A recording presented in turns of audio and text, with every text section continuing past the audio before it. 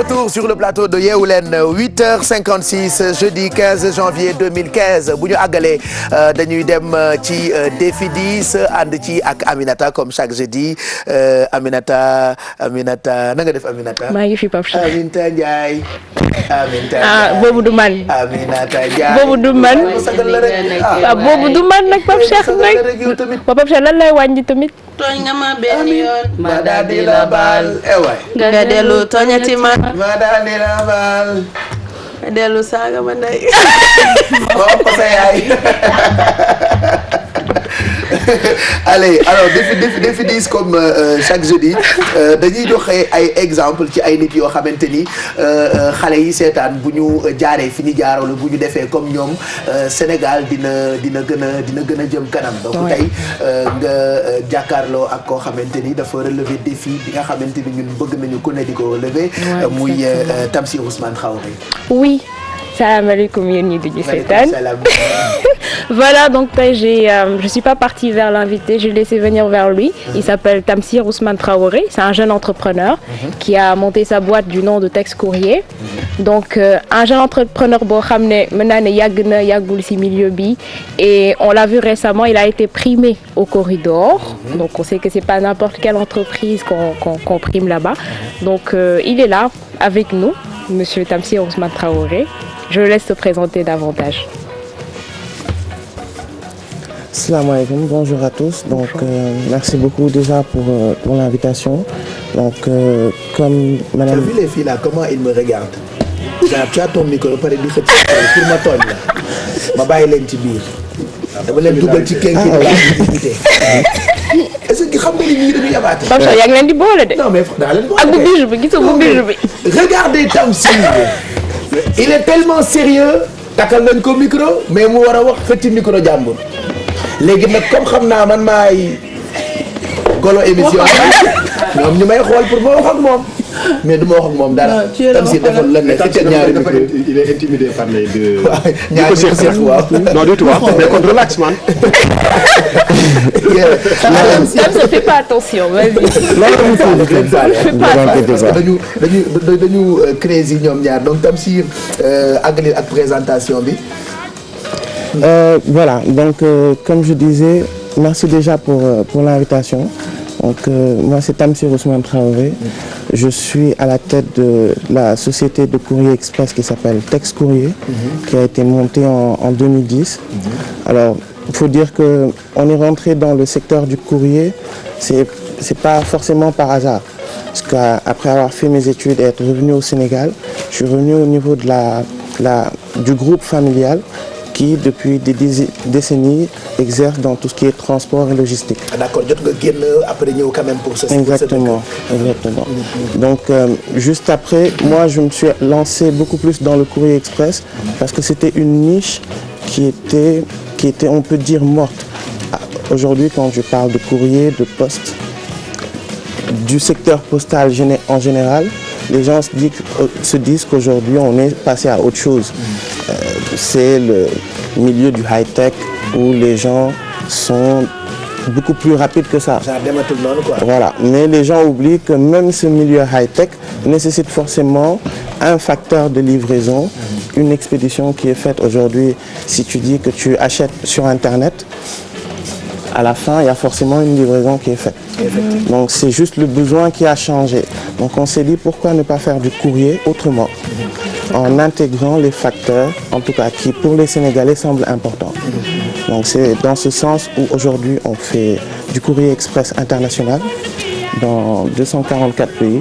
Ah donc du Sénégal donc non. Du Sénégal donc on envoie en express dans 244 pays, en import comme en export, avec les mêmes délais de livraison que les grosses boîtes que vous connaissez, c'est-à-dire 48 heures, avec la traçabilité à partir du site internet, de suivre en temps réel l'expédition. Ah, c'est bien ça. D'accord. Et on développe le national, c'est-à-dire le même type de courrier, courrier ou colis, vers le national.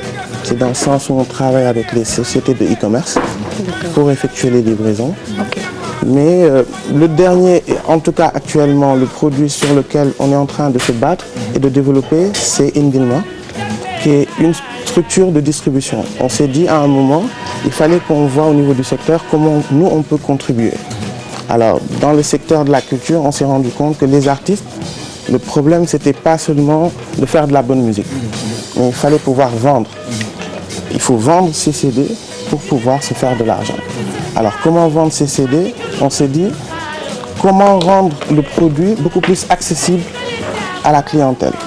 Donc on s'est dit pourquoi pas faire des partenariats avec les artistes et les acteurs d'événements qui font qu'en appelant sur simplement un numéro, tu as la distribution sur les 24 heures et gratuite de l'objet. mais ce serait bien quand même pour ñi seetaan mën a comprendre nga wax ñu ko ci làkk bi ma dégg muy wolof parce que man xam nga sama njàng mi soriwul et puis li gën a tax sax ñu woolu la defe naa Aminata xam na ko muy fi nga jaar parce que yombul pour nga jàngee feneen fu dul Sénégal am fa xam-xam ñëw teg ko ba tey am ci ay disque d'or laa doon waaj a wax wala ak yeneen ba entreprise bi nga yor màgg ba toll ni mu toll quoi. Je pense que loolu itam. parce que bien ñu wax ci pour suñu xarit yi seetaan. voilà surtout tamit lan nga def bi nga ñëwee naka nga def ba intégrer le marché. parce que ñi nekk ci milieu boobu bari na yow lan moo ci sa particularité naka nga def exactement parce qu'il faut du courage on sait il faut de la volonté. mais c'est quoi ta touche ban touche nga apporter ci milieu pour mën a démarquer wu. En fait c'est comme tu dis c'est notre touche. C'est la touche de la jeunesse. Aujourd'hui, quand on est revenu, on s'est rendu compte que... Moi, c'est parce qu'il m'a posé la question en français, donc automatiquement tu te... Voilà. Donc, ba ñu ñibbisee li njëkk nekk mooy suñu acquis. Aujourd'hui, tey poste important wul. jaar bi c'est l'expérience bi ngay am ci liggéey boo mun ci def.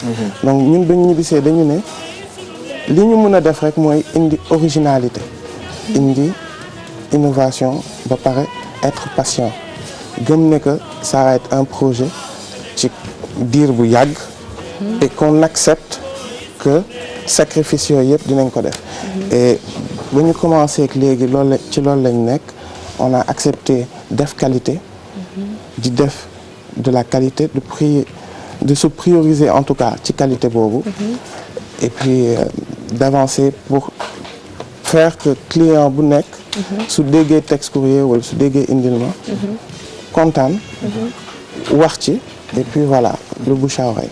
Voilà maintenant lan moo la motiver pour nga ñëw lan moo tax nga jóge fi nga nekkoon ñëw lan mooy sa motivation exactement lu tax nga ñëw. le fait que nga xam ne tôt ou tard da ngay ñibbisi c'est-à-dire que ñii di ñibbisi yëpp à un moment ils se disent j'aurais dû le faire plus tôt. Parce que tu ne gagnes rien là-bas. Loo fa mënti am da nga ko fay bàyyi. À la fin il y a un cut-off da ngay bàyyi ñibbisi et tu reconstruis. Donc mieux vaut très tôt nga ñibbisi reconstruire que de rester là-bas c'est du virtuel. du lu taxaw. Donc. maintenant lan moo la en fait Corridor. naka nga def ba sa entreprise du moins naka la def ba ñu primé ko et lan la def bi ñu la ne tu as été primé au Corridor. duñ ko jox ay moromam quoi. voilà justement peut-être c'est le travail parce que faut dire que ça dafa am antécédent ci loolu mooy premier jour où nous ba ñu convier réunion MEDES on a dit ce qu'on faisait et ce jour-là. C'est pas évident pour un jeune nga nekk ay patrons, des gens qui n'ont pas le temps. Tu sois avec eux et qu'en 5 minutes tu dois y défendre ton projet. Alors on l'a fait et là je remercie le président Manick. Il a été très réceptif parce que daf ma ne tu es jeune, tu es sénégalais, tu peux le faire. Je lui fais oui. Il me fait demain on commence avec toi. Il avait du courrier qu'il a envoyé sur la France et il le suivait. Yàlla suturaal ñu ba le courrier a été livré le lendemain et depuis lors mu ne me voilà. Il me présente à des gens, il me met dans des lignes et il sait qu'à chaque fois on parvient à relever les défis. Donc c'est ça qui l'a poussé mu gis le fait ñu fight qu'à chaque fois qu'on se retrouve dans des pays yoo xam ne on n'imaginait même pas et qu'il voit que c'est toujours dans le cadre de texte courrier qu'il a vraiment qui s'est dit que il fallait montrer cet exemple aux jeunes. Et que voilà, on allait primer texte courrier. Voilà mu ngoog en tout cas yow exemple nga on te félicite bon vent wala ñu ngi lay ñaanal pour affaire yi gën a jëm ca kanam yow tamit indi yaa ñu ko indi la kontaan nañu Aminata. Oui di ko wax tamit tout à l'heure je t'ai entendu dire les gens qui nous ont rejoints en 2015 pourquoi pas texte courrier. Ah oui pourquoi pas waaw. Merci. Mais bon j'ai remarqué que tey moom yéen ñaar da ngeen calme qu'est-ce qui se passe. dañuy yaru bàyyi leen foofu dañuy yaru voilà donc mu nekkoon défi 10 ak Aminata merci à Tamsir Ousmane Traoré qui a relevé ce défi bokk ci xale yi nga xamante ne fi mu toll tembe ñu ngi sigil quand même Sénégal yomb ou pas ñoom jom rek et puis loolu dañu koy bëgg du toog bitim réew rek àndandoo ak ñoom Sénégal itam daf leen soxla ku ci am fit te mën koo am loo fa acquérir ci expérience ñëwal nga bokk ko ak ñun loolu la ñu bëgg merci Aminata et à jeudi prochain. Inch'Allah. ñu jàll ci lekk bi ak Alfie tey ay quiche la ñuy proposé balaa ñuy ànd ak Amaye.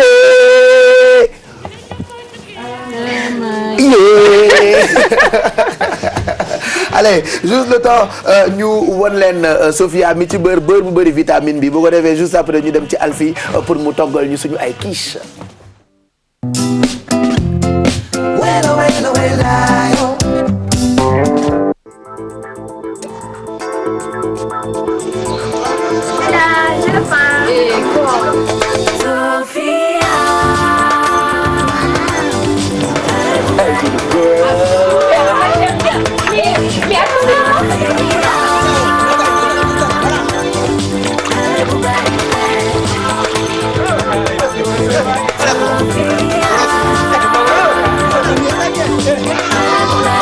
Gingembre du laitier naturellement riche en vitamines.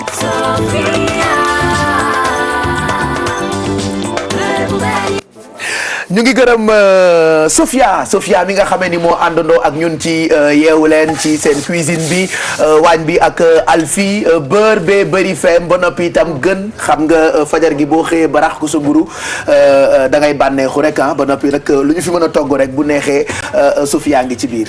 waaw donc ñuy gërëm Sophiex bu baax lu fi baax ci waañ seen loxo ngi ci. waaw balaa ngaa xam ne Sophia am njëriñ sax nga ndékkee kër Lamine Samba. ba maanaam Samba omeletal la. waaw Mariama moom ay na ci bër Sophia moom. wulala li tax Lamine demul fenn fu dul télé bu émission yi dellu. ci la bokk. defe naa Sophia ngi ci biir de. donc Pape Cheikh comme ni nga ko waxee merci encore à. Sophiex li ci kaw noonu rek waaw. ok waaw jëlal waaw. am di fi genn wàll gi rek sànni la ko ci mbalit bi. waaw mbalit bi waaw dina ci baax. donc merci Pape Cheikh pour les beurre Sophia Sophiex toujours avec beurre Sophia riche en vitamines A et E. dañuy tibb tuuti rek Pape Cheikh donc def ko sunu casserole. xam nga du ci mën a ñàkk togg bu nekk rek foog muy ànd ak beurre Sophia. toujours avec les produits Sophiex ak meew Bribel. donc damay def jambon bi ma daggat léegi ci fond casserole bi maanaam jambon bi su la neexee mën nga ko utiliser pour defar sa quiche nature nii mu mel mais tamit xaw ko mel ni lu ko tiital tuuti ci casserole bi da lay permettre nga am ay jambon yu gën a croustillant suñ ko defee ci quiche bi du tooy donc entre autres dinañ soxla jambon am nañ fi nen 4 nen beurre Sophia bien sûr meew Bribel am nañ fi crème fraîche ak fromage râpé donc quiche aux légumes ñu andi benn ñaari xeetu légumes maanaam ay carottes ak ay petits pois yoo xamante ne dañ ko togg ba pare donc toujours Pape Cheikh pour di inciter nit ñi ñuy lekk légumes xam nga quiche bi doo mën a seppi légumes yi sooy lekk donc te obligé nga consommer ko ak quelques légumes donc moo tax ñu andi tey quiche mini quiche aux légumes donc ginnaaw bi ñu defaree pâte bi ba pare Pape Cheikh muy pâte sablée moom la ñu doon defar sànq def ci 250 grammes farine benn nen ak 100 grammes beurre moom la ñu pétrir def ci tuuti xorom donc bàyyi ko tuuti ci frigo bi dër ko def ko ci sunu ay tartelettes nii moom la ñu gis nii donc moom la ñu tegee nii de côté defar sauce bi nga xamante ne mooy appareil à quiche bi dañuy toj ne ni ci biir saladier bi. fekk yëpp nañu viande hachée bi ci casserole bi. jambon bi. jambon bi plutôt. waaw juste pour apporter un peu de croustillant mais bon ku mu neex mën nga ko def mais bon c'est pas recommandé mais bon day andi tuuti croustillant par rapport ak jambon ni ñu koy lekkee noonu. ah d'accord jambon la bu ñu daggatee. waaw dama ko daggat rek def ko ci poêle bi ak tuuti wandase. waaw ak tuuti beurre sofia donc dañuy jël sunu nen def ci saladier bi jël noix de muscade bi parce que dafa am importance ci quiche bi daf ciy andi benn goût bu assez spécial. muscade ak a yàgg daan nañ ko way. bis bu ne nga woy ko. kañ saa yoo gis. damay naax kon man damay rediffuser rek. ndeke maa fi dàq rediffuser. muscade ak camélia. woy nañ ko fu ne suñu jamonoy xale. donc ñu def tuuti noix Pape Cheikh ci biir pour mu yokk goût bi quoi. waaw gën a relever goût bi. mu rehausser goût bi. d'accord. donc mën nañu fay jambon bi. tibb ci crème fraîche bi. crème fraîche. lu toll ci ñetti kuddu yu mag dina baax. maanaam pot wu 200 grammes. crème fraîche. nen bi muscade bi. crème fraîche bi crème fraîche. mooy composé sunu appareil bi nga xamante ne mooy dem ci quiche bi. ok donc dañuy bati. duñu fàtte xorom ak poobar. sinon du am goût. parce que mën naa la xóoyalal fii si tu veux. wala da nga fay gaz bi. waaw yëngalal. parce que boo ko yëngalul tem mu dar. day dar sax parce que jambon day te attaché comme bëgguma sama cin li dar. yii xeetu cin nag du dar Pape Cheikh. xam nga cin yi nu mu tudd. teel. teel. non waaw nga ni. mu ne. nga ni yow loo ci wax yow. yii xeetu cin. waaw non du dar. beurre sofia ma def ci suuf moo tax. waaw fàtte woon naa. moom boo ko jiitalee rek. mais boo koy kii du warul xooñ quoi. non du xooñ. ok. donc ñu def ci poobar Pape Cheikh ci appareil bi. nga ni dégguma la bu baax Alfi. Pape Cheikh noppi baaxul. tuuti poobar ak tuuti xorom. noix de muscade crème fraîche nen moo composé sunu appareil bi. donc dañuy jël sunu tartelette yi nga xamante ne moom la ñu defar léegi. waaw. donc tibb tuuti jambon. waaw. def ci fond bi. merci Pape Cheikh. yow man damaa baax. yaa ma gënal ñële. donc jël légume def ci biir maanaam haricot petit pois ak carotte def ko ci biir. Ama Baldé de mu ngi lay xoolu lii duma doy de ndax moom dégg naa ñaari mi sumburu lay ndekkee par bis. dañ ko cee jox ñaar. ñaar du ko doy. donc ñu jël fromage nañ ko ci bañ a boole rek. damay ragal mu jeexal. mais nañ ko jox yëpp. gan dañ koy teral. non lii kay amis gël la ci Ama Baldé. lii du sax entrée. Ama. non lii nag amul njëriñ quoi. lii du lekku mbër de yow looy ndekkee ñaata mi sumburu. man 2 kilo mburu waaw ndambe yàpp. te kat ñoom seeni mburu bu ci dugalee bagages yi doo ko mën a tëj. waaw.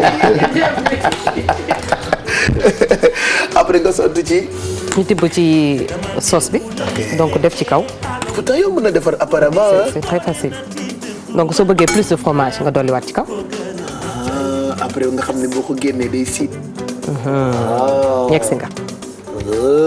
donc dañuy jël lépp rek enfourné Pape Cheikh. le temps que ñuy defar yeneen yi 30 minutes parce que ay tartelette la.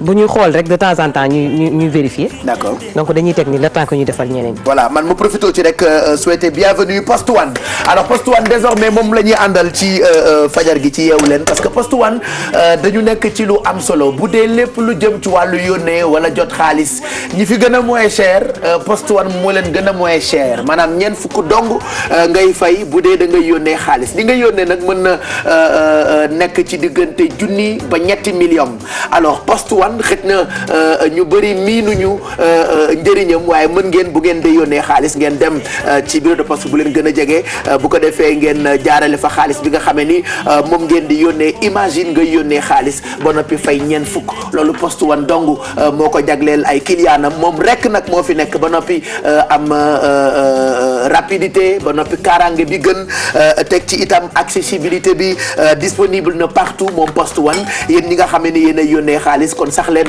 ci di ko jaarale ci poste 1 banaa ñëpp nag jàpp ci poste 1 parce que seeruñu voilà te ñun bëgguñu lu seer 200 francs boo ko fayee vraiment yónnee sa xaalis loolu defe naa am na solo Lamine Samba li nga may yónnee jaarale ko poste 1 ndax la ngay fay du seer donc poste 1 mën ngeen ko fekk fépp ci Sénégal ba noppi itam lu toll ci ñeent fukk donc bu dee da ngay yónnee lu tàmbalee junni jëm 3 millions donc poste 1 moom la ñu àndal ci yeewu leen bi ki ñuy rejoindre di Ama Baldé Ama na nga def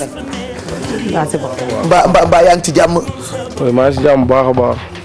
léegi dama lay bàyyi nga nuyoo ak Sénégal balaa ñuy wax ak DG quoi DG suñu xarit la Sénégal yëpp xam nañ ko waaw parce que ku jóge Italie ne dem naa seeti DG waaw d'abord dañuy sant yàlla rek julli si Yonent bi di ñaan suñu sëriñ sëñ Abdou Karim yàlla na ko fi yàlla bàyyi. amiin sant sëñ Saliou bu baax a baax. di gërëm ñu fi nekk ñëpp ñu nekk si plateau bi. di gërëm TFM. parce que aw ma seen fay tamit. parce que jàpp nañ ci ñu si war a jàppee.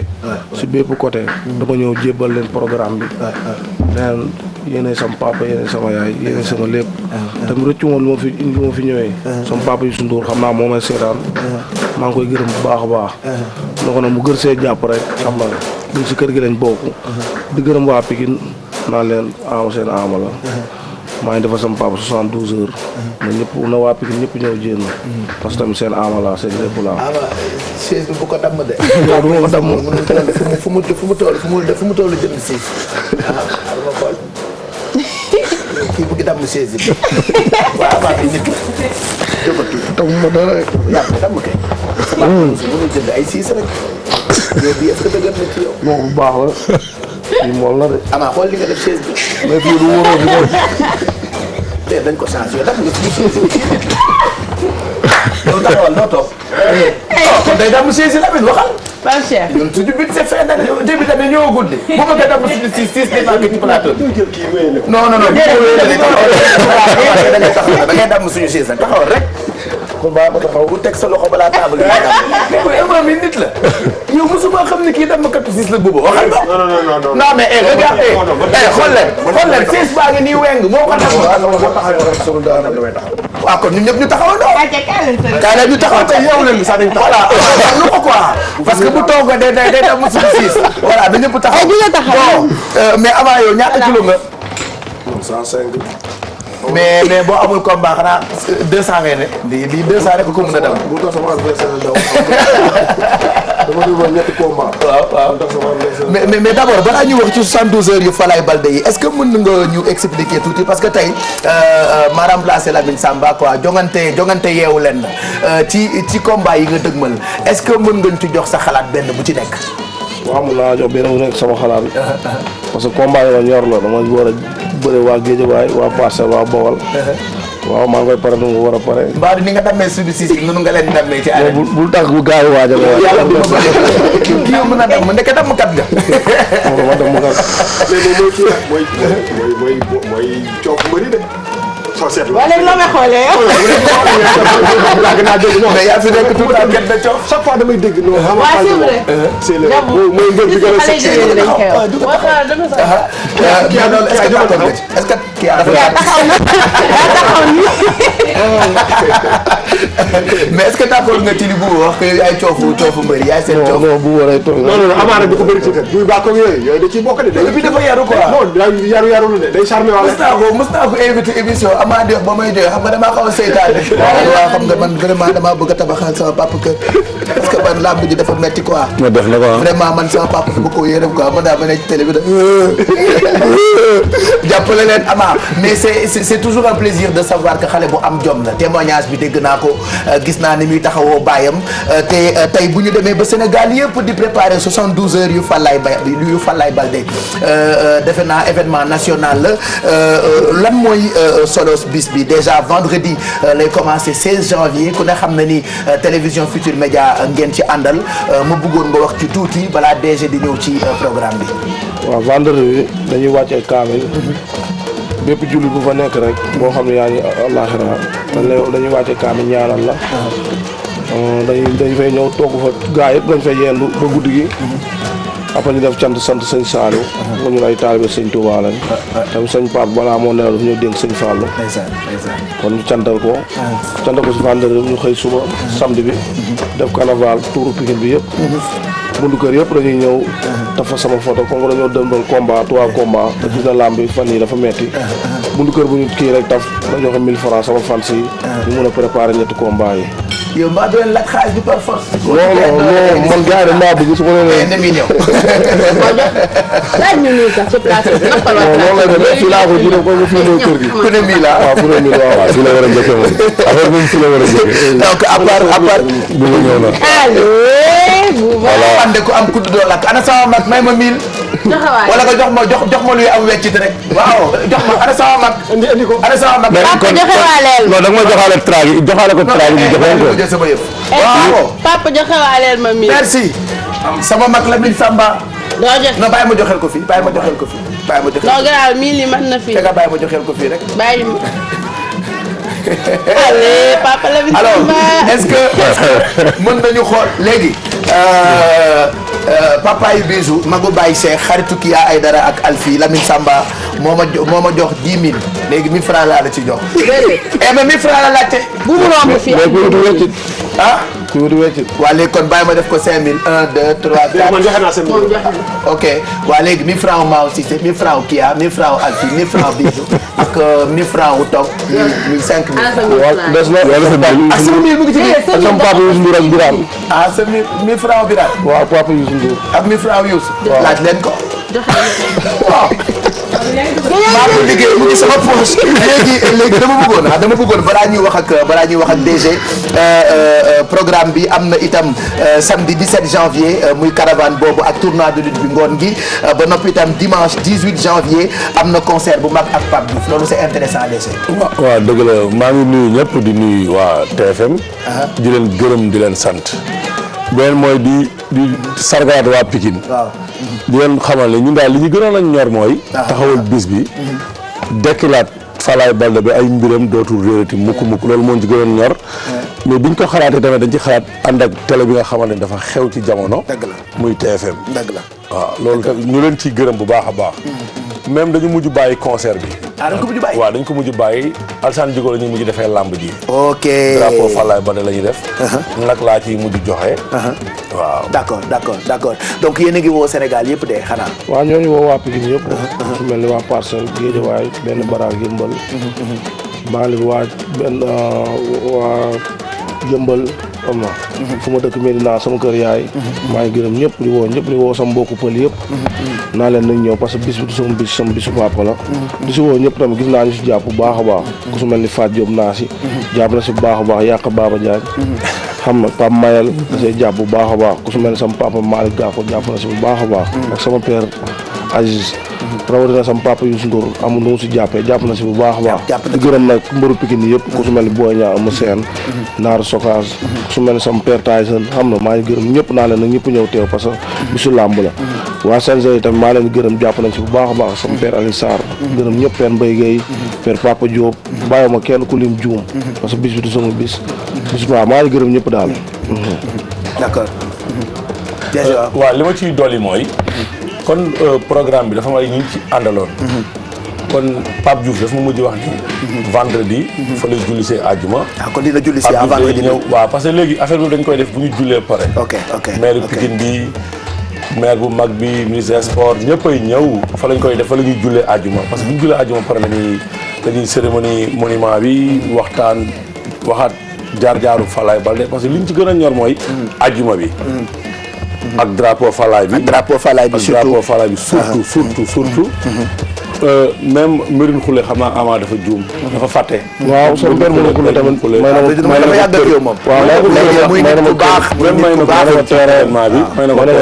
ma nag may na ma xaar bu bëri. vraiment maa ngi koy gërëm bu baax. Fadiane si indi na fa ñetti nag indi fa enveloppe bu rëy. si ndeysaan. même kii Pape Mayel Diop. Pape ngeen bu baax joxe na million dégg na. waaw waay mun ngeen ma boole ci organisation bi. mais yaay si biir même arrondissement bu Pikine bi. tamit jox nañu teraanga bu rëy ànd ceeg ñun. wallaahi même daal Pikine ñëpp mujj génn. même waa Italie niinoo. enveloppe ñëw na jàpp nañ ci bu baax a baax a baax a baax. ñun daal ñoo ngi sant ñëpp di gërëm ñëpp.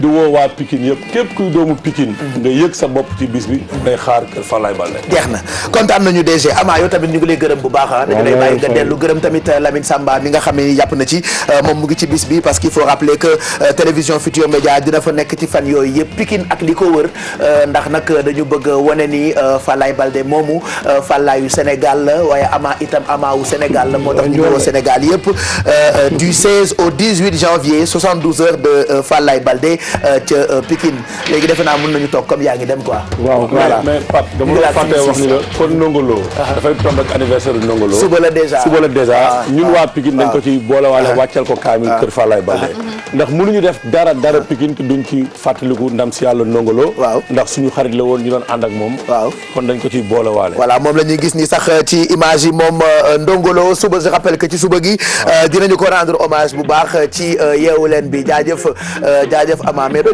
ñu may dara balaa ngay dem waaw mais siis yàpp nga ko pare fay ma jóg jox ma jógu siis rek ayca bàkkal nu mu tudd nag Lamine nu ma koy waxee mu tuusal ñu wala mu bàkkul ñu non defal gintee rek mu gintee ñu rek kon suba gintee moo fecc bu mag la moom Ama defal gintee Ama waaye moo dàq fecc Sénégal defal gintee may ma dara ci digg bi léegi waaw ñu may ko faj daañ naasi ak suñu xarit yëpp ak Nino waaw ayca ci digg bi léegi Ama waaw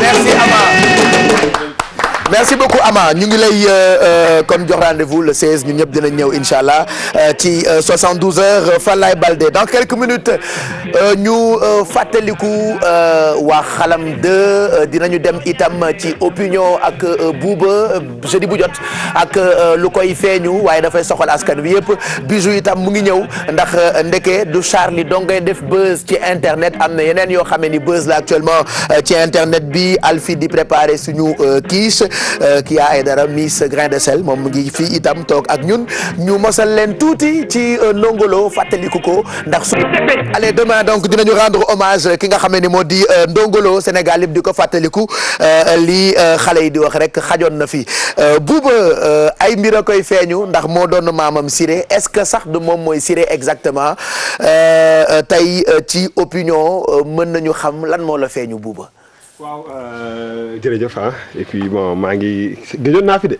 quand même waaw namoon naa leen man tam vraiment di rafetlu dellu si bi di remercier aussi mots yu rafet yi ak témoignage yu naay si par rapport ak li xewoon temps yi passé ba ñàkk sama benn xarit boo xam ne quand même bi ñu amee 5 ans ba léegi ñooy ànd donc may profiter ci occasion bi pour remercier ñëpp ñi nga xam ni de près ou de loin jàpp nañ si ñi nekk Suisse ñi nekk partout dans le monde vraiment fexe ba ñu indi ko suul ko Louga donc may jaale waa famille am di jaale sama xarit yëpp voilà ci loolu donc normalement tey dama ne woon sax damay bàyyi ba beneen semaine mais bon gars yi ne ma non si commencé rek quoi donc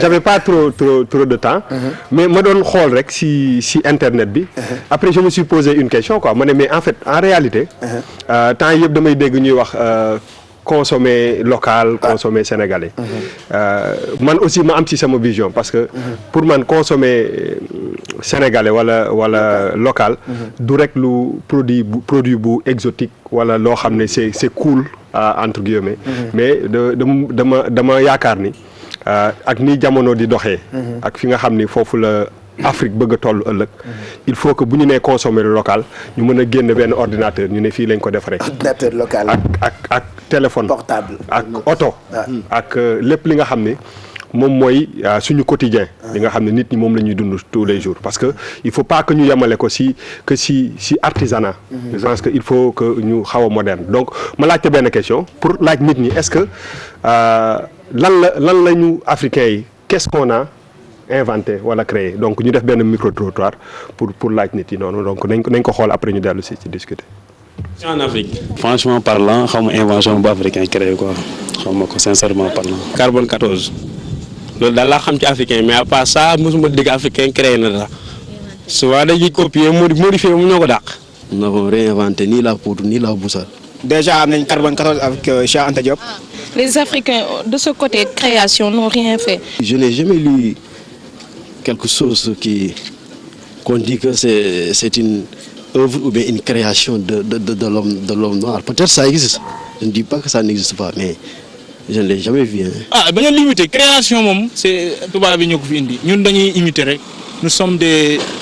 Nous imitons, nous continuons à imiter. Ay copieurs lañ quoi. On m'a parlé tantôt du papyrus qui était l'ancienne forme de livre et qui est devenu du papier actuellement.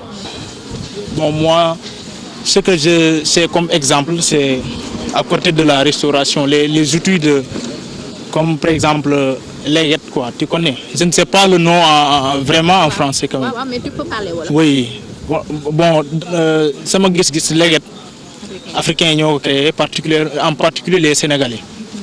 Parce que peut-être naturellement c'est un arbre quoi, garab la, mais africains yi ñoo ko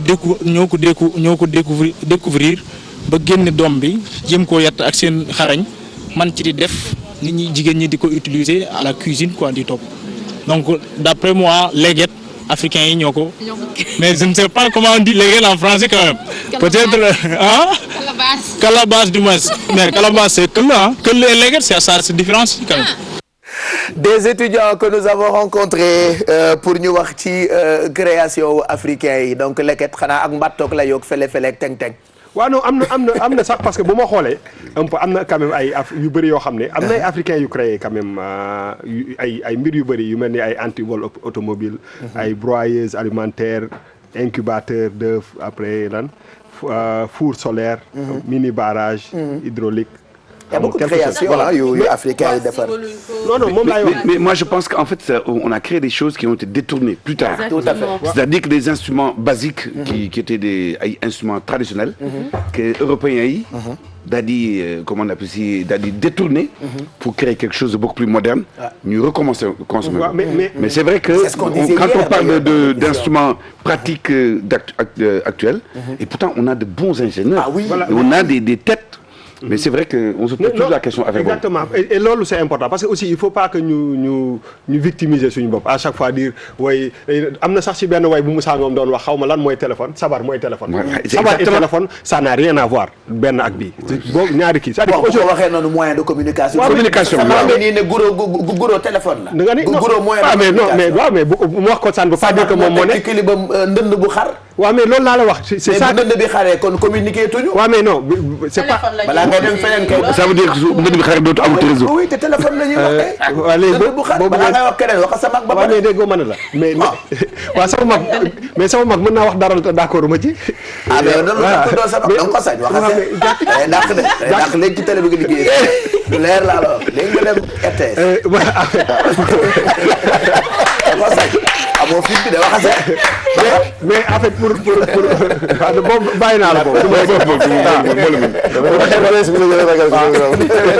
non ma boole ñu si Ndour ngay wut sama mag la grave mais bon li ma bëgg a wax grand bi xam na bu baax fu may waxee c'est-à-dire que aujourd'hui am na yu ñu créé mais dama bëgg que ni dañu nekk si 2014 ñu gis ni àddina bi doxee 2015 voilà 2015 donc vraiment ñu gis ni àddina bi doxee et soo waxee Afrique ñu ne Afrique moom mooy avenir u àddina bi te pour nga nekk parce que boo seetlee pour nga nekk ci avenir u àddina bi il faut nga commencer aussi di compétir ak àddina par exemple boo xoolee un peu public reportage bi ñu ngi ko def ci benn université mais soo déggee ñu làkk ñu wax da ngay xam ni suñu ñi nga xam ne ñooy jàng dañ leen war a gën a tàggat c'est-à-dire que ci dëkk yu mag yëpp dañu jël alal bu bëri pour encourager jeunes yi pour ñu def ay recherche pour ñu créer mais loolu dafa mel ni dañ ko jël tegee ko na bàyyi ko ci loxo yeneen xeet yi ba nga xam ne finalement ñun dañuy consommer rek mais duñu créer te c'est bien de consommer local dañu war a encourager consommation locale mais ça ne s'arrête pas ci ay dàll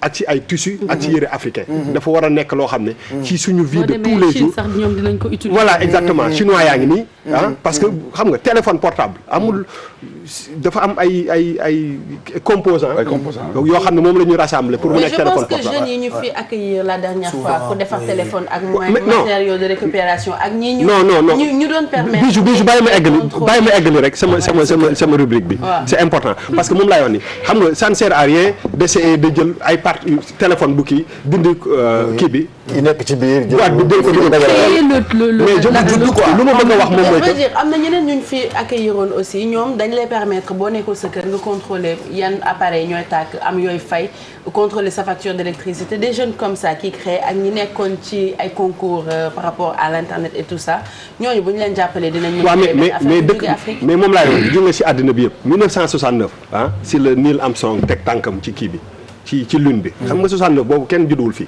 si xam nga non mais pour te dire rek que ni benn instant il faut ñu commencer aussi ñu réfléchir comme ça. c'est-à-dire il faut pas que. parce que nit la quoi. voilà et puis nit la. donc il faut que suñu intelligence. ak li ñu yàlla may comme ni mu ko mayee ñeneen ñi ñu koy tàggat. ba nga xam ne finalement dinañu compétitif par rapport ak liy xew ci àddina bi sinon finalement à la fin de la journée voilà ay caayaak ay kii la. le frein en réalité dañ koy importer. Voilà. Le frein en réalité je pense pas que mu nekk jeunes yi ñoo manqué de créativité mais accompagnement bi ci war da ngay dem comme tu l'as dit tout à l'heure à l'université pôle bi nga xamante ne dañuy war a def recherche en général seen propre moyen sax la ñuy utiliser pour gën a solide ci seen jàng quand ils sont docteurs quelque part boo xoolee recherche yi ñuy def man gis naa ci dañuy dem même à l'étranger yenn saa yi pour mën a exploiter seen talent boobu fii je pense qu'au niveau du Sénégal la ñu amul accompagnement nécessaire. Non, au niveau de man c'est Afrique c'est un problème en général africain. mais parenthèse boobu par exemple création outils journaliers yoo xam ne on l'utilise par exemple je donne un exemple si les instruments qu'on utilise pour faire la cuisine xam nga il y a beaucoup de gens qui ont créé des sortes de fourneaux qui sont utiles au lieu d'utiliser les buttes à gaz ou quoi que ce soit mais les gens les Sénégalais ne l'achètent pas. C'est que nous on est aussi on n'encourage pas. Parce que soo gisee un Sénégalais créé un truc koo xam ne. mais grand man xam nga solidarité. non mais fan lay waxee. mooy que gis nga pour man lu ñu créé rek. lépp lu ñu créé. dañ koy créé si benn base boo xam ne nii la après nan lañ koy defee si benn côté industriel. c'est autre chose mais ci lu bëri. mais c'est important donc soo defaree benn fourneau. mën na bien mais pour nga mu mën a gën a. performant il faut ñu def ko ñu industrialiser ko. c'est ça que je dis. c'est là où il s'appelle aux hommes d'affaires maintenant dis-leur d'investir. voilà mais d'accord mais mën nga créer dara mais ñu yokk ci ay mbir yoo xam ne mooy tax mu moderne parce que aussi nit yi boo leen tegaloon benn four boo xam ne dafay def comme li four bi ñu jëlee Paris wala New York wala dara dañ koy def mais à chaque fois day manquer dara dafay am benn donc problème bi fépp la ah waaw le problème moom mooy que comment on peut transformer par exemple boo te ñu ngi wax Sénégal am na pétrole c'est-à-dire lu tax ñu jël suñu pétrole bi jël ko jox ko tubaab bi parce que bu ñu amee kii sax ay richesses yoo xam ne dafa nekk ci suuf wala dara foofu lañ koy foofu la ñuy toll te il faut qu'on commence à réfléchir si nan lañ koy exploiter bu boobaa du ñu soxla nit di jógee extérieur pour jël 70% wala 80% de li ñu am c'est vrai peut-être man aussi li may énervé souvent ba xëy na xaw ma ndax bokk na ci ou pas balaa soxol bi jeex rek nga teg lu bees après parmi Sénégalais yi ci liggéey il faut que nga gis ci ñu jëlee benn tubaab yow da ngay dégg ci gars yi naan d'ailleurs ay tubaab ba ñëw installé par exemple rajo bi ay tubaab ba ñëw pour installé ko manque de solidarité bi moo tax ñu avancé aussi donc problème bi ci ñëpp la nekkee manque de solidarité bi donc il faut qu'on encourage il faut qu'on soit solidaire te loolu kii bi état yi dafa am solo ji nga si àddina bi par exemple da ngay jël ku mel ni Bill Gates pourquoi moo ko xaalis ci monde bi parce que dafa créer dara mais bi mu créer dara xam na importance su recherche nu mu def après lu mu jël su amee 10 milliards day jël 4 yi financer ay nit yoo xam ne dañuy rechercher pour yóbbu affaire yi donc dafa am importance pour que vraiment aussi état yi ak ñi nga xam ne dañu am moyen ñuy encourager aussi nit ñi ñuy gën a réfléchir pour que quand même di compétir avec les grandes puissances. Tu seras reçu bientôt par le président de la République parce que sujet la bu mérité ay commentaires bu ko defee ku ne mën a joxe xalaatam ñu mën a xool itam on se rappelle avant 2000 on disait l'an 2000 Sénégal sera comme Paris alors ñun bëgg nañu Sénégal raw Paris quoi bëgg nañu Afrique raw continent yu mag yi donc il faut que mu gën a amaat solidarité et puis li Bouba joxe comme opinion tey defe naa sujet la bu ñuy waxtaan mais d'habitude balaa ñuy am solution waxtaan bi day ñëw di ñëw et puis yéen ñu ko fekkee aussi voilà créé ngeen fi lu ne Henri Guillabert ak Moustapha Cissé. peut-être que les jeunes xale yi mënuñu teg seen kanam ci tour mais defe naa xam nañu xalam 2 xam ngeen xalam 2 alors xalam 2 ñii ñooy socle bi et que xalam 2 dafay dellu si waat ci album boo xamante ni da ngeen koy génne le 21 janvier alors album boobu di génn le 21 janvier ngeen liggéey ko liggéey bu am solo nous qui avons eu la chance dégluwaat li ci Cheikh Tidiane Tall def li ci ñeneen ak ñeneen def dañoo kontaan parce que ku ñëw ci seen ay spectacle da ngay nostalgique on vous laisse le soin ngeen wax ñu ci retour boobu xalam de defaat pour génne album Henri. En fait il fallait que ñu jóg ci parce que ça faisait longtemps defuñu album. J'imagine ça fait plus de 15 ans ou plus defuñu album. Ah oui. Et donc dañ doon def ay concerts de temps en temps mais c'est vrai que les gens disaient waa kañ ngeen defaral benn album kañ def et en fait finalement c'était très difficile mais ça fait 1 an en fait finalement ñu toog ni léegi il faut ñu xaar defar benn album mais il faut que ce soit un album xalam. album xalam bi lan la il faut que esprit xalam bi dugg ci. ak peut-être ak son bi ak des chansons yoo xam ni ça reflète vraiment l'esprit de xalam bu njëkk ba donc ce qui fait que depuis 1 an ñu ngi fii di ko préparer di ko togg et je pense qu'on est assez satisfait du résultat quoi. mais lan mooy seen secret Moustapha Cissé depuis 15 ans wala ëpp na sax 15 ans génne leen album mais ba léegi da ngeen di def ay spectacle guichet fermé ba léegi fu ngeen tëggee mu fees dell ba léegi fu ñu leen dégluwee dafay mel ni li ngeen mujjee génne comme album démb ngeen ko liggéey lan mooy expliquer longévité boobu xalam day am. mais je pense que au départ xalam comme ni ñuy waxee rek y a des groupes au Sénégal ou des artistes au Sénégal xam ne dañoo màggandoo ak génération. boole ay génération yu bari. génération yi nag ku ci nekk nag am nga ci benn part boo xam ne bi toujours mooy sa référence au niveau de la musique. et donc ça a fait que pendant 15 ans toog nañu pratiquement defuñu album parce que on est plutôt un groupe de scène waaw ñu bëri xam nañ loolu on est plutôt la scène donc on a fait peu d'albums en fait par rapport aux autres groupes. Et donc ça a joué donc il y a une certaine nostalgie ba nga xam ne bi ñu toogee pendant certains moments bi ñu defee break comme on dit parce que ñun on faisait des breaks souvent. dañuy doon toog jékki-jékki gars yi déggatu ñu ne ba ana xalam. parce que on a fait un break parce que on avait besoin tout le temps de faire des breaks parce que groupe la ñu. donc groupe il y a toujours besoin à un moment donné. ku ci nekk xaw a dem xooli feneen ñëw andiwaat dara quoi donc ça ñu defee break les gens nous oublient un peu quand on revient et donc le break était un peu plus long et je pense que moom ça a joué sur la nostalgie que les gens se sont dit bon comme faut qu'il revienne am na boo yoo xam ne dañu xam musique bu xalam yëpp te xamuñ mos yaakaaroon ne xalam musicien yaa ngi dund. voilà léegi mënuñu teg sax ça a joué ci turu ñenn ñu nekk. voilà loolu mooy ay maam lu tax du ngeen màgget jamais. si attends moo la wane ay photos il y a quelque temps. voilà. wala yéen di wax escalier yi. kër gi rek quoi kër gi album bi naka ngeen ko liggéeyee je pense que ñu ngi déglu extrait bi ci suufu ñu ngi koy déglu ci sama you speaker lii baaful la buy jar 25 000 balaa ngeen dem di ngeen ko jënd Youssou Ndour speaker la tudd yes.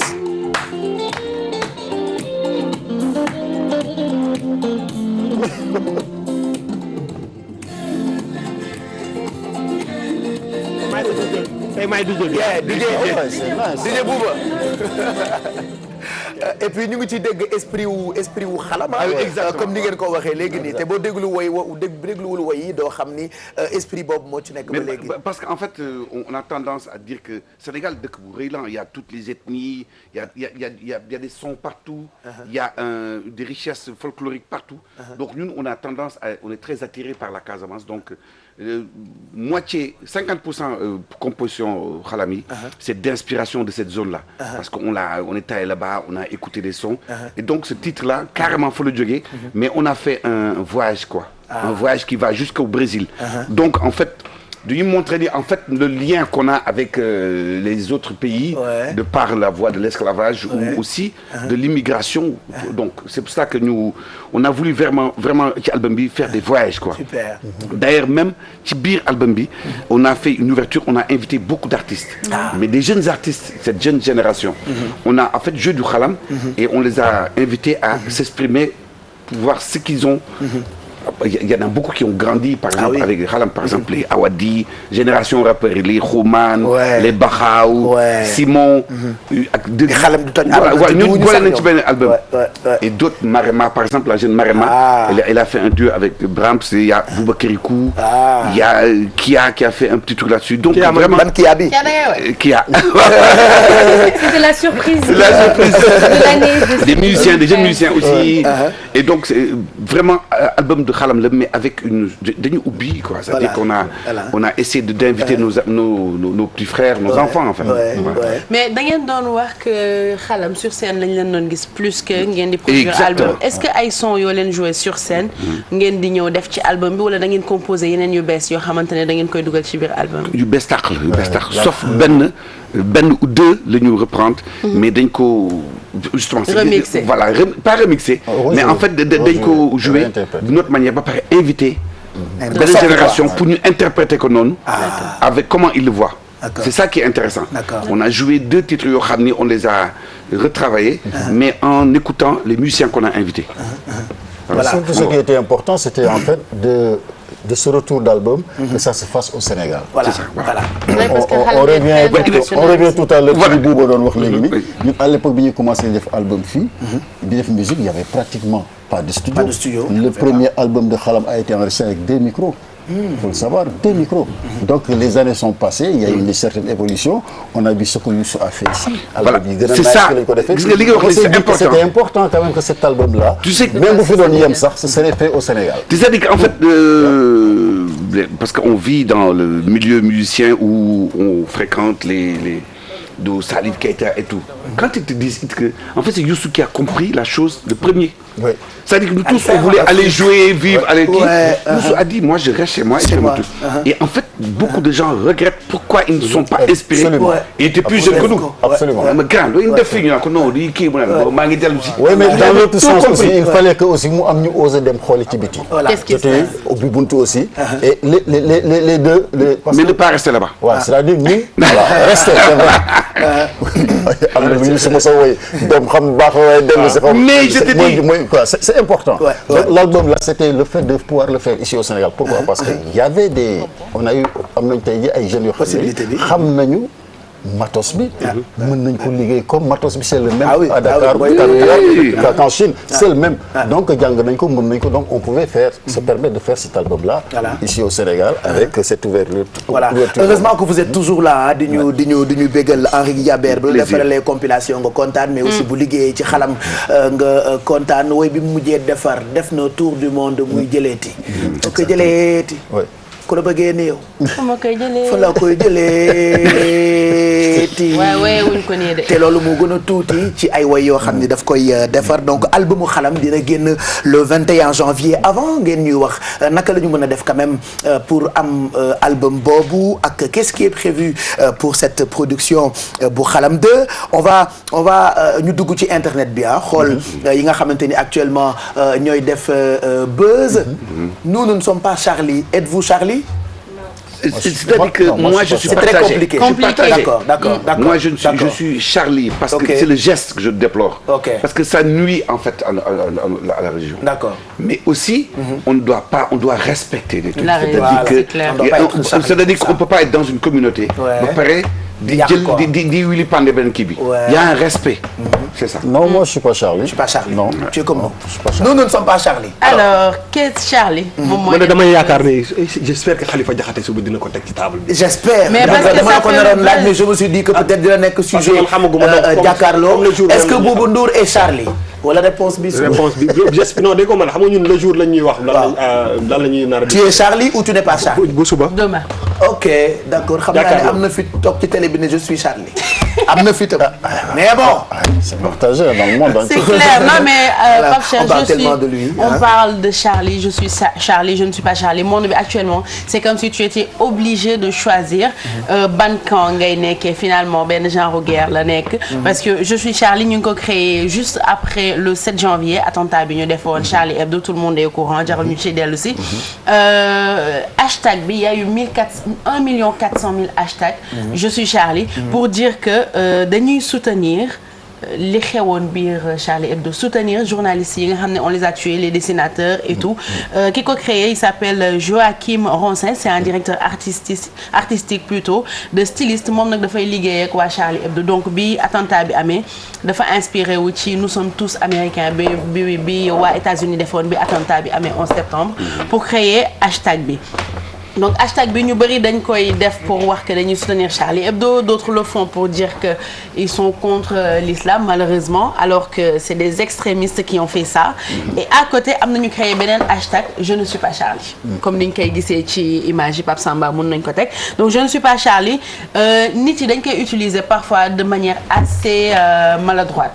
Pour dire que ils sont contents de ce qui s'est passé biir Charlie Hebdo et je pense que ay nit yu ñu rey kenn waru ci kontaan peu importe lan la ñu def mais dañuy wax toujours que ñiy bind je ne suis pas Charlie on doit aussi les écouter parce que waxuñu que je ne suis pas Charlie pour wax que yéene nañ li xew mais juste pour dire que ils sont contre li Charlie Hebdo di def parce que Charlie Hebdo dafay caricaturer yonent bi sallallahu alayhi wa sallam et je pense que religion jàmbur même bu fekkee duggoo ci tu dois respecter la religion on dit tout le temps liberté d'expression c'est vrai mais aussi respect bi nga war a am ci religion jàmbur opinion jàmbur lan lay xalaat donc dans tout ça nag dañuy fàtte victimes yi nga xam ne ñoom la ñu rayoon parce que finalement dafa ndi récupération politique la nekk tu proposes je suis Charlie, je ne suis pas Charlie. On a vu la manifestation avec 24 présidents yoo xamante ne ci monde bi yëpp la ñu jógee ku ci nekk da ngay xalaat ne am na ñu bëri ñu ne président yi dañ dem foofu pour wanewu pour am benn aura politique parce que am na ñu ci bëri dañ leen fàtte woon ou quoi que ce soit et on oublie les victimes mais am na benn pancarte wala benn hashtag boo xamante ne dama ko gis internet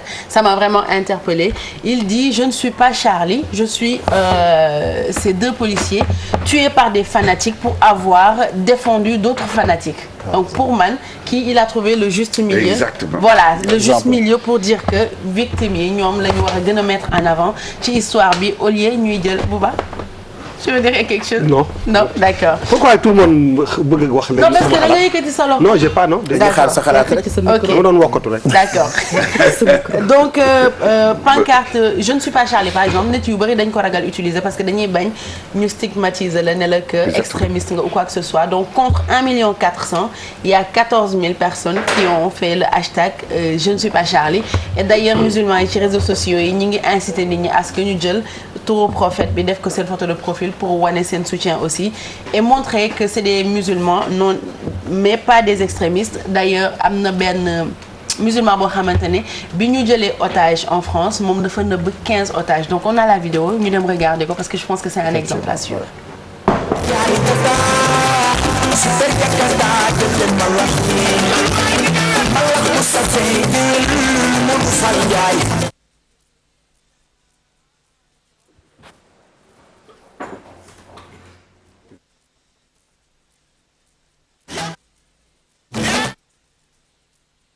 Ils sont des dizaines traumatisés à avoir assisté à l'exécution de 4 personnes. Ce que le preneur d'otages ne savait pas, c'est qu'ils étaient 15 retranchés dans le sous-sol du magasin, mis en sécurité par un autre musulman malien, Lassana Batili. Quand ils sont descendus en courant, j'étais sans le congélateur, j'ai ouvert la porte. Il y a plusieurs personnes qui sont rentrées avec moi. J'ai éteint la lumière, j'ai éteint le congélateur de la masse. Les gens qui sont avec moi, avec un bébé de 2 mois, comme ça, non, 2 ans plutôt. Quand j'ai éteint la chambre, je l'ai mis dedans, j'ai fermé la porte. J'ai dit, vous restez calme là, moi je vais sortir. Quand ils sont sortis, même, ils m'ont félicité, ils m'ont dit franchement merci d'avoir pensé ces idées. Moi. Pour venir en aide aux victimes comme ce jeune homme de 24 ans, une cellule médico-psychologique a été mise en place dans l'urgence. Sorte héros la Pape Cheikh pour wane que c'est pas une histoire de religion parce que parfois c'est des extrémistes ñoo utiliser religion bi pour dem def ay attentats et autres alors qu'on peut être musulman et nekk ci jàmm nekk musulman sauver 15 personnes dont des juifs donc du affaire religion mais par exemple ku mel ni Dieudonné moom dañu ko jàpp parce que ci jour bi manifestation yi amee bi mu ñibbee këram il a dit qu'il se sentait Charlie Coulibaly donc nee nañ que dafay def apologie wu extrémisme et puis comment ça s'appelle encore ceux qui font les inciter, attentats incitation au terrorisme voilà donc loolu moo tax actuellement gardé nañ ko 48 heures et il risque 5 ans de prison plus 100 000 euros d'amende. bàyyi nañ ko mais on va suivre l'affaire parce que benn enquête ji nañ ko pour voir fan lay mujjee et lu ñuy jeexalee rek mooy juste président africain yi demoon juste ñoom ñëpp ci manifestation bi y a beaucoup d'Africains qui se sont indignés parce qu'ils disaient que en Afrique par exemple Boko Haram ils ont tué 2000 personnes ci benn attentat et que personne n'en a parlé dañ ko wax juste ci journal bi nii et mondial comme si une vie européenne 12 vies européennes valait mieux que 2000, 3000, 4000 je sais pas il y en a combien africains yoo xam ne Boko Haram dañ leen rey donc beneen hashtag bu bees dañ ko génnee gis nañ ko nii ci image yi ça s'appelle Pray for Nigeria et que ku ci nekk mi ngi xalaat pour def benn contre-manifestation pour quand même soutenir les populations africaines qui sont tuées dans des attentats de la sorte. voilà mu ngoog en tout cas ñu ngi xalaat sénégalais yi nekk France xam naa ni sonn ngeen lool da ngeen di xaw a ragal de temps en temps. il paraît que ñoom la France c'est en guerre loolu la seen président wax tey jii ci suba rek am na benn policier bu jigéen bu oto tël ci buntu Élysée donc il paraît que deewul mu ngi hôpital donc ñoom finalement lu leen dal rek ñu boole ko ci affaire Charlie de toute façon yooyu yëpp dinañu ko suivre c'est ce qui fait actuellement le buzz sur internet merci Bijou dans quelques minutes wala secondes ñu àndandoo ak Mamadou Mouhamed Ndiaye pour revue de presse bi juste profité ci souhaiter un bon anniversaire à Niatam tey la anniversaire am beaucoup de bonheur pour toi c'est de la part de tous tes collègues ñu ngi lay ñaanal bu baax ni mu gàttee noonu la baaxee waaye ni mu baaxee noonu la riisee ni mu riisee noonu la baat bi sewee ni baat bi sewee noonu la tuutee ni mu tuutee noonu la mën a dem Dakar ne dort pas ouais tout va très bien je rime donc Niatam ñu ngi lay souhaiter un bon anniversaire c'est de la part de tout le monde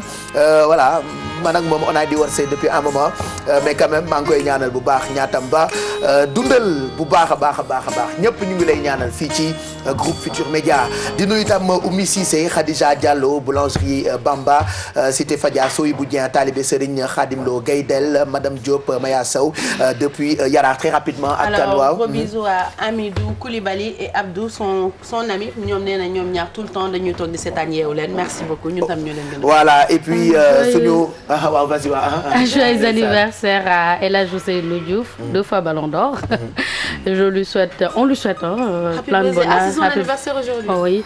Également à Moustapha Sy, mon frère, mon ami, je te souhaite plein de bonheur. Voilà donc ñu ngi leen di ñaanal ñoom ñëpp muy El Hadj Diouf 2 fois Ballon d'Or ak Tafa Sy suñu xarit boobu ñu ngi koy ñaanal bu baax et puis di nuyu itam Fitti.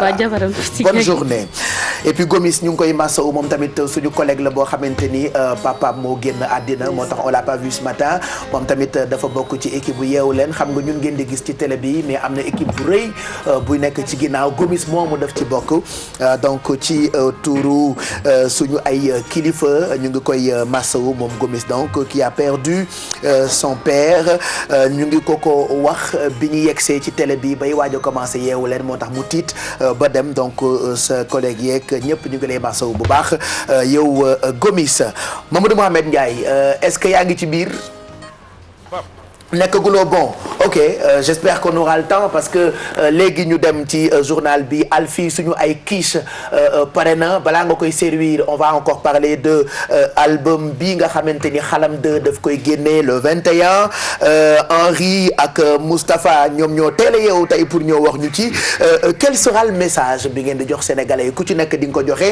parce que vraiment je reste convaincu que ñi dégg ni album dina génn le 21 quand même ñu ngi koy xaar parce que comme ni ko Moustapha waxee léegi nii Xalam 2 dafa accompagner génération yu bëri fii ci Sénégal. Oui, c'est-à-dire que le message bi mooy en fait peut-être c'est notre dernier album parce que ouais.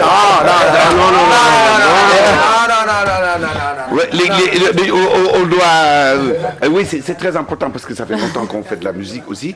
Ça veut pas dire que dañuy bàyyi musique. Mais c'est-à-dire que rentrer dans d'autres projets mais on tenait à ce que album bi nekk un album de lien entre sunu génération des années 60-70 et cette génération de 2015 de nos enfants de nos petits-enfants. Donc c'est une manière de faire comprendre aux gens qui peuvent aller revisiter les anciens titres parce que c'est vrai que am na ay morceaux yu bari yu jaar les gens ne savent pas xalam la ou pas xalam.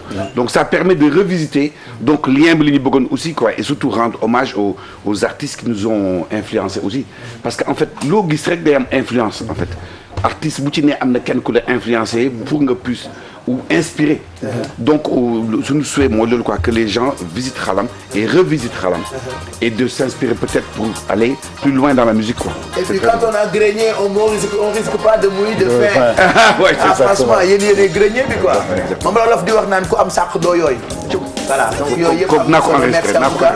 Quel sera le message bu Moustapha Cissé? Mais le message c'est que aussi encore une fois on parle de musique donc c'est du boulot quoi. Donc c'est pour dire aussi que pensez aussi que musique dafa xaw a métti au Sénégal donc et puis jeunes yu bëri ñu bëgg a dugg ci musique bi mais xamuñu ne ça demande beaucoup de boulot beaucoup de travail et donc le message aussi c'est le travail quoi. Voilà. Que ça soit dans la musique que ça soit dans le reste mais l'exemple c'est ça c'est de dire que c'est du boulot ça a toujours été du boulot et ce sera toujours du boulot. jeex na alors ñun le 21 di ngeen am album bi en exclusivité ci Yeewu Leen bi merci beaucoup Henri Guillabert merci beaucoup Moustapha Cissé et puis on est derrière le xalam de album bi donc dina génn le 21 Bouba ñu ngi lay gërëm bu baax suba la ñuy àndaat ak yow ci jàkkaarloo ak Khalifa Diakhaté ak Birima ak Papis Diaw ak tout ça. Belle émission. waaw inchallah. Belle émission. Merci. Voilà. Suba lay nekk bis ba lundi. Samedi backstage. Ah oui samedi après-midi. Qui m'a donné 7 voilà 14h. Ambiance tournage accès illimité lay doon ak bijou. Naa lundi. Inch'Allah. très tôt le matin man dama la namm kii ba lundi matin. bu soobee yàlla Alfi suñu kiis pare na moom la ñuy tàggoo téléspectateurs yi en attendant ñun ñoo koy ñam. Tout à fait Pape Cheikh. Voilà. Et bonne dégustation hein. Merci. Alors il est 10h voici le journal on revient demain dès 6h45. Bonne journée.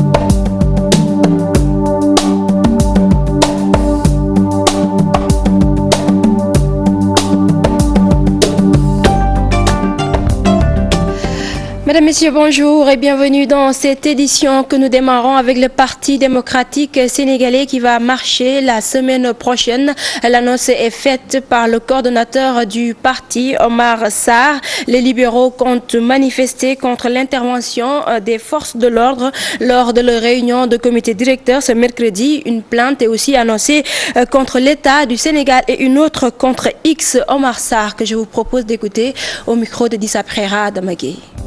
On nous attaque chez nous, dans la maison du PDS. On détruit et on blesse. Ça veut dire que l'État a décidé de passer à un niveau supérieur. Nous allons déclarer une manifestation de protestation dès demain. La manifestation se déroulera probablement le mardi ou le mercredi. Déposer une demande de marche de protestation contre l'État.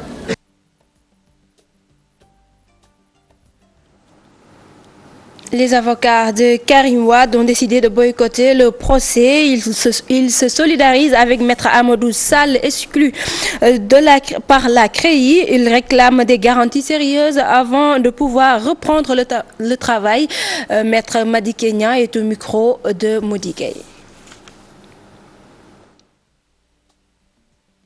Nous avons un corps qui a des règles. La première des règles, c'est la solidarité. C'est de cette solidarité dont nous avons fait montre tout à l'heure, d'abord en s'opposant à l'expulsion d'Amadou Sall, deuxièmement en l'accompagnant quand l'expulsion a été exécutée. Vous voyez, on prive aujourd'hui quelqu'un qui a énormément besoin d'avocats. On le prive de ses avocats. On le prive de défense. C'est une violation très grave. Une violation très grave des droits de la défense, mais surtout l'exigence d'un procès équitable. Nous ne retournerons pas dans la salle tant que des garanties sérieuses ne nous seront pas apportées pour un bon déroulement de ce procès dans les conditions d'exigence d'une justice équitable, dans les conditions d'exigence de la prise en compte des droits de la défense. Voilà la décision qu'on voudrait vous faire partager. De garanties sérieuses, vous savez, il faut régler cet incident. Et il y a des moyens de les régler. Le bâtonnier peut venir et tant d'autres. Il faudrait qu'on nous laisse faire notre travail. Affaire Karim Wade, toujours après l'incident d'audience d'hier, le procès a repris aujourd'hui. Nous allons au palais de justice retrouver Adi Atala. Adia, bonjour. Adi Atala, bonjour. Bonjour Fatima Ba. Alors, Adia, est-ce que les avocats de Karim Wade sont présents au procès? Il faut signaler que ni Karim Wade, encore moins ses avocats sont présents dans la salle d'audience. En tout cas, ce qu'on peut considérer pour une mise en exécution de la menace des avocats qui avait prévu que hier, tant que des garanties ne seront pas données, ils ne seront pas présents à l'audience. Ce qui a valu aussi la suspension de l'audience pour 5 minutes par le juge Henri Grégoire Diop pour prendre une décision qui va s'y atteler. Donc il faut signaler qu'aussi à la suite de l'incident d'hier, ce matin, le dispositif sécuritaire a été renforcé. Les forces de l'ordre sont en faction vers la porte du Millénaire, à quelques mètres du palais de justice, où la fouille corporelle aussi a été corsée au passage du portique et à l'entrée aussi de la salle d'audience. Même certains inconditionnels de Karim Wade qui se sont toujours fait remarquer sont interdits d'accès à la salle 4. Donc Fatima Bad, je vais essayer de retourner dans la salle pour suivre l'audience et revenir vers vous. Adi Atala, merci. Nous allons le retrouver dans nos prochaines éditions. Rebondissement dans l'affaire Bassirou Faye. Après Tombong Wali, 2 autres policiers placés sous mandat de dépôt par le doyen des juges Mao Semou Diouf. Il s'agit de Saliou Ndaw et de Mohamed Bougabé, ce qui fait au total 3 suspects pour un meurtre. Pour rappel, Bassirou Faye a été tué le 14 août dernier à l'université Cheikh Anta Diop de Dakar. Le SAES, syndicat autonome des enseignants du supérieur, poursuit son combat après une rencontre hier avec leur ministre de tutelle. Les enseignants vont déposer un autre préavis de grève pour fustiger la loi réformant le statut des universités au Sénégal, une loi qui donne plus de pouvoir au ministre de l'enseignement supérieur. Le ministère de l'Intérieur, dans un communiqué, interdit la distribution et la diffusion des éditions de Charlie Hebdo et Libération sur l'ensemble du territoire national, un document diversement apprécié par les journalistes. Si certains parlent de démarches contradictoires et inopportunes, d'autres approuvent. Les imams, mais aussi les défenseurs des droits de l'homme se félicitent de la décision des autorités sénégalaises. Ibrahima Kane Martien. Je pense qu'il y a une incohérence manifeste de la part de nos autorités, parce que je ne peux pas comprendre que notre président de la République puisse se rendre à Paris, participer à la marche républicaine au nom de la liberté d'expression et vouloir revenir ici au Sénégal, demander à la presse de ne pas interdire à la presse en tout cas de diffuser des informations de quelque nature qu'elle puisse être. Le fait d'interdire l'entrée ou la publication de ces journaux que vous venez de nommer, Charlie Hebdo ou Libération, c'est uniquement pour prévenir un éventuel désordre au niveau du public. Vous savez, nous sommes dans un pays à plus de 95% islamisé et il n'est pas acceptable quand même pour des musulmans d'être confrontés ou bien de se voir présenter de telles publications. Même si par ailleurs ces publications-là viennent d'un pays étranger. Des propos recueillis par Ibrahima Kane Mardien. Mesdames, Messieurs, c'est la fin de cette édition. Merci de l'avoir suivi et bonne suite des programmes sur la TFM.